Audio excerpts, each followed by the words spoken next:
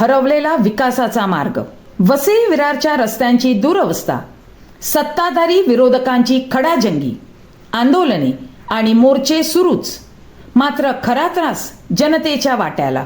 वसई विरार शहर बदललंय, विकासाच्या गप्पा रंगतायत, कोट्यावधींच्या कामांची आकडेवारी सांगितली जाते, पण रस्त्यावर पाऊल ठेवले की एक वेगळेच वास्तव समोर येते.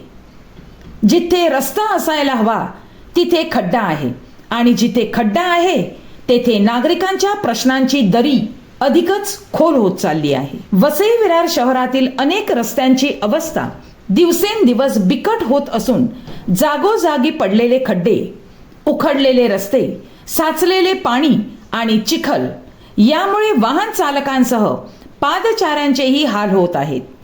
पावसाळ्यात तर या खड्ड्यांचे रूप अधिकच भयावह होते. पाण्याखाली गेलेला खड्डा दिसत नाही, मग त्यात पडलेला नागरिक मात्र संपूर्ण यंत्रणेला दिसायला हवा. खड्डे रस्त्यावर आहेत की व्यवस्थेच्या कामकाजात हेच समजत नाही.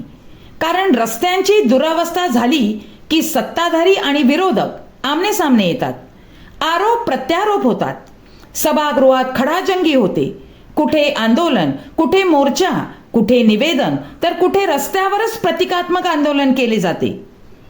काही ठिकाणी जनता देखील आपल्या परीने कुजबुजते, संताप व्यक्त करते, प्रश्न विचारते, आणि या सगळ्या गदारोळामध्ये एक साधा प्रश्न मात्र कायम उभा राहतो. या खड्ड्यांमुळे नेमका त्रास कोणाला होतो? उत्तर अगदी स्पष्ट आहे.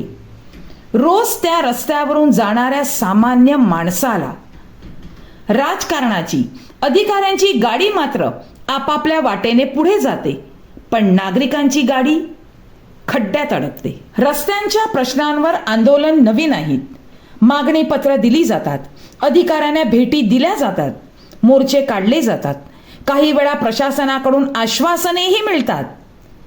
आश्वासनांनी खड्डे बुजतात का? बैठकांनी रस्ते गुळगुळीत होतात का? आणि आरोप प्रत्यारोपांनी नागरिकांचा प्रवास सुरक्षित होतो का? कारण सामान्य माणसाला राजकीय श्रेय नको आहे, त्याला सुरक्षित रस्ता हवा आहे. त्याला कोणत्या पक्षाने रस्ता केला यापेक्षा रस्ता टिकला का हा प्रश्न अधिक महत्त्वाचा आहे.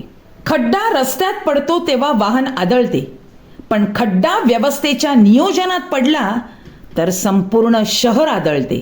खड्डा एखाद्या दुचाकी स्वाराला खाली पडतो, पण निष्काळजीपणाचा खड्डा जनतेच्या प्रशासनावरील विश्वास खाली पाडतो. खड्ड्यात पाणी साचते, पण त्या पाण्यात नागरिकांच्या अपेक्षांचे प्रतिबिंबही दिसते. आणि म्हणूनच हा प्रश्न केवळ रस्त्याच्या डांबऱ्याचा नाही, तर हा प्रश्न आहे शहराच्या नियोजनाचा, प्रशासनाच्या जबाबदारीचा आणि जनतेच्या सुरक्षिततेचा. जनतेला सत्ताधारी आणि विरोधकांच्या खडाजंगीपेक्षा समस्येचे निवारण हवे आहे. महापालिकेत सत्ताधारी आणि विरोधक यांच्यात रस्त्यांच्या प्रश्नांवरून संघर्ष होणे हे लोकशाहीचे लक्षण असू शकते, पण त्या संघर्षाचा शेवट रस्त्यावरच्या खड्ड्यांच्या अंतात झाला पाहिजे. कारण सभागृहातील आवाज कितीही मोठा असला तरी रस्त्यावर पडलेल्या नागरिकाचा आक्रोश त्याहून मोठा असतो. राजकारणाची दिशा वेगळी असू शकते, पण रस्ता सर्वांसाठी एकच असतो. सत्ताधारी त्याच रस्त्याने जातात, विरोधकही त्याच रस्त्याने जातात, अधिकारी त्याच रस्त्याने जातात, आणि सामान्य जनता तर दररोज त्याच रस्त्यावरून आपले आयुष्य घेऊन प्रवास करते. मग रस्त्यावरील खड्डे कोणत्या पक्षाचे? खड्ड्याला मत कोणाचे? आणि अपघाताला जबाबदार कोण?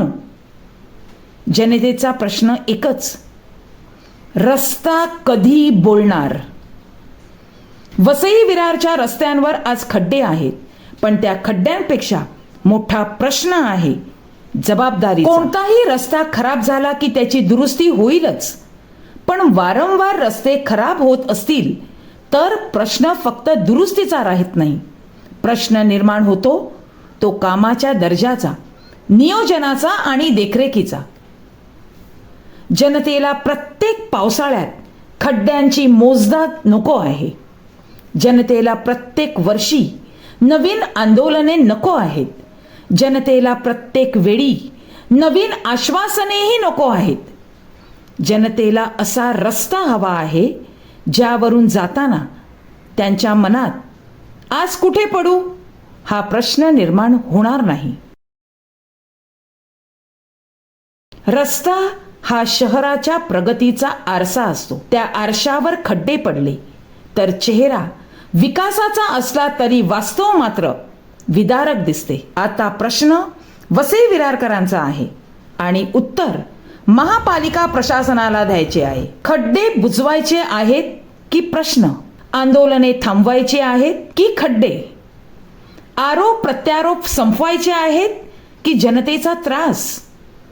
कारण रस्त्यावरचा खड्डा छोटा असतो पण त्यात पडलेली जनतेची अपेक्षा फार मोठी असते.